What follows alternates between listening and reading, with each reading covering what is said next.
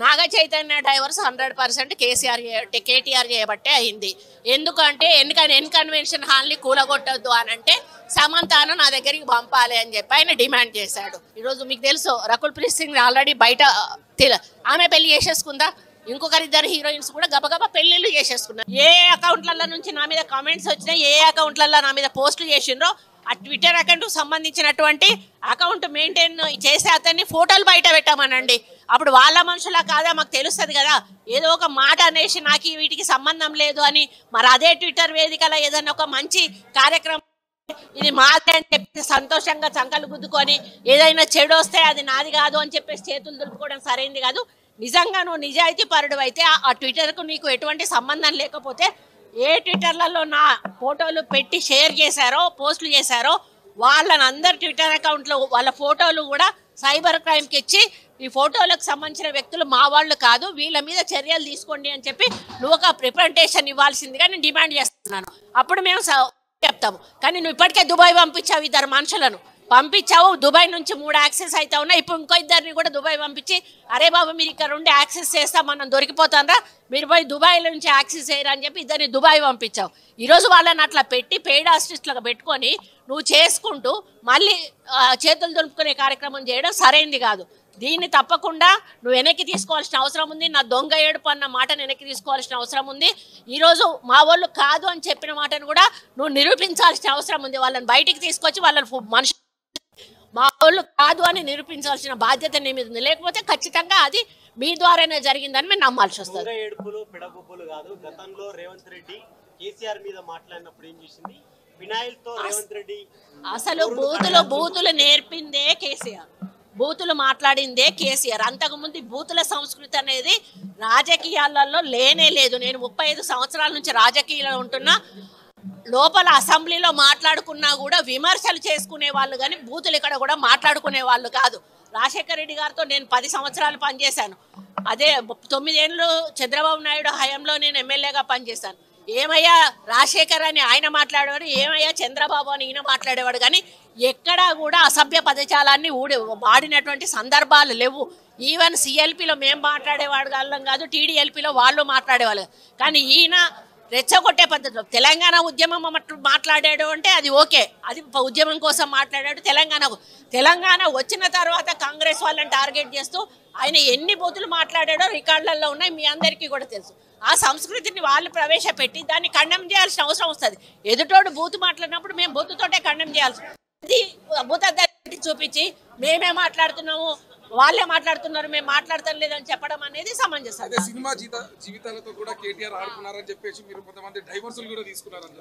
డైవర్సులు ఒకరిది అయిందండి.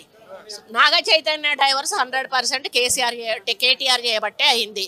ఎందుకంటే కన్వెన్షన్ హాల్ని కూలగొట్టొద్దు అని అంటే సమంతను నా దగ్గరికి పంపాలి అని చెప్పి ఆయన డిమాండ్ చేశాడు. సమంత గారిని వెళ్ళమని చెప్పి నాగార్జున వాళ్ళు ఫోర్స్ చేశారు. సమంత నేను వెళ్ళను అనింది. వెళ్ళను అంటే వాళ్ళు చెప్తే వింటే విను లేకపోతే వెళ్ళిపోండి డైవర్స్ ఇచ్చారు. అది ఓపెన్ సీక్రెట్, అది అందరికీ కూడా ఇంటర్నల్గా మీడియా వాళ్ళంతా వాళ్ళకి ఇండస్ట్రీ వాళ్ళందరికీ కూడా తెలుసు. ఈరోజు సమంత జీవితం అన్యాయం కావడానికి 100% కేటీఆరే కారణం. అదేవిధంగా 2-3 హీరోయిన్లు పెళ్లిళ్ళు కూడా చేసేసుకున్నారు. ఎందుకు అన్నట్టు ఈ డ్రగ్స్ కేసు రాగానే ఈరోజు మీకు తెలుసు రకుల్ ప్రీత్ సింగ్ ఆల్రెడీ బయట ఆమె పెళ్లి చేసేసుకుందా, ఇంకొకరిద్దరు హీరోయిన్స్ కూడా గబగబా పెళ్లిళ్ళు చేసేసుకున్నారు. ఈ తలకాయ నొప్పి మాకేంద్ర కా బాబు, మేము ఇందులో ఇరుక్కుంటాము. ఆ రోజు ఆయన అధికారం ఉండి ఈ విధంగా వాళ్ళ ఫోన్లు ట్యాప్ చేసి వాళ్ళు ఎవరితోటన్నా సీక్రెట్గా మాట్లాడుకున్న వాటిని రికార్డ్స్ని తీసుకొని ఆ రికార్డ్స్ను వాళ్ళకి వినిపించి బెదిరించి ఇగో ఈ రికార్డు మీద ఉంది నా దగ్గర, మీరు కానీ రాకపోతే ఈ రికార్డు నేను బయట పెడతా అనే పద్ధతిలో చాలామంది హీరోయిన్లను లొంగపరుచుకున్నాడు. వాళ్ళందరినీ డ్రగ్స్కి అలవాటు చేశాడు. ఈయన కూడా డ్రగ్స్ వాడాడు. దానితోటే ఆ రోజు డ్రగ్స్ కేసు కానీ ఈరోజు ఫోన్ ట్యాపింగ్ కేసు కానీ చాలా సీరియస్గా మన ప్రభుత్వం తీసుకోవడం జరిగింది. వాళ్ళ రిప్రజెంటేషన్ వాళ్ళు ఇవ్వరండి, వాళ్ళు బయటకు రారు. కాబట్టి ఎంక్వైరీలో వాళ్ళ పేర్లు వచ్చినా కూడా గోప్యంగా ఉంచడం జరుగుతుంది. ఎవరైతే విక్టిమ్ ఉన్నారో వాళ్ళ మీద సీరియస్గా యాక్షన్ తీసుకుంటారు. ఒక కుటుంబం మాట నేను తీయడం ఏదైతే ఉందో అది అనుకోకుండా నా నోటి నుంచి జరగడం జరిగింది. ఆ తర్వాత వారి ట్వీట్ చూసిన తర్వాత నేను కూడా చాలా బాధపడ్డాను. ఎందుకంటే ఏ విషయంలో నేనైతే బాధపడతా ఉన్నానో ఆ విషయంలో నేను ఇంకొకరిని నొప్పించాను అని తెలిసి రాత్రి వెంటనే మరి దాన్ని వెనక్కి తీసుకుంటూ నేను ట్వీట్ చేయడం జరిగింది.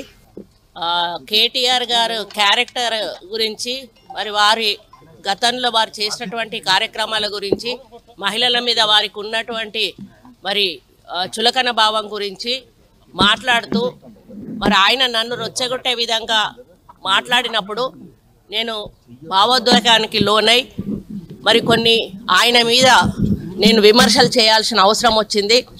ఆ సందర్భంలో నాకు ఇంకెవరి మీద కూడా వ్యక్తిగత ద్వేషం కానీ మరి వ్యక్తిగత కోపం కానీ లేదు. అనుకోని ఆ సందర్భంలో ఒక కుటుంబం మాట నేను తీయడం ఏదైతే ఉందో అది అనుకోకుండా నా నోటి నుంచి జరగడం జరిగింది. ఆ తర్వాత వారి ట్వీట్ చూసిన తర్వాత నేను కూడా చాలా బాధపడ్డాను. ఎందుకంటే ఏ విషయంలో నేనైతే బాధపడతా ఉన్నానో ఆ విషయంలో నేను ఇంకొకరిని నొప్పించాను అని తెలిసి రాత్రి వెంటనే మరి దాన్ని వెనక్కి తీసుకుంటూ నేను ట్వీట్ చేయడం జరిగింది. కాబట్టి నాకు జరిగిన అవమానం, నేను పడ్డ బాధ ఇంకొకరు పడకూడదు అనేటువంటి ఒక ఆలోచనతోటి నేను బేషరతుగా దాన్ని వెనక్కి తీసుకోవడం జరిగింది. కానీ కేటీఆర్ విషయంలో మాత్రం తగ్గేది లేదు. ఆయన తప్పనిసరిగా క్షమాపణ చెప్పాల్సిన అవసరం ఉంది. ఆయనే చేసేదంతా చేసి ఈరోజు నన్ను క్షమాపణ చెప్పాలి అని డిమాండ్ చేయడం ఏదైతే ఉందో మరి దొంగ దొంగ అని తనే దొంగ దొంగ అని అరిచినట్టుగా ఉంది. ఆ విషయంలో మాత్రం ఎట్టి పరిస్థితుల్లో కూడా వెనక్కి తగ్గేది లేదు. Please do subscribe to Telugu Rajyam channel. Please do subscribe to Telugu Rajyam channel. Please do subscribe to Telugu Rajyam channel. Hi అండి, నేను మీ ఆర్పీని, నెల్లూరు పెద్దారెడ్డి చేపల పులుసు ఓనర్ని. మీరు తెలుగు రాజ్యం అనే ఈ యూట్యూబ్ ఛానల్ సబ్స్క్రైబ్ చేసుకుని మంచి వీడియోలతో వస్తారు. Thank you so much. Hi people, I'm Sonakshi Verma and you please watch Telugu Rajyam and please subscribe to the channel.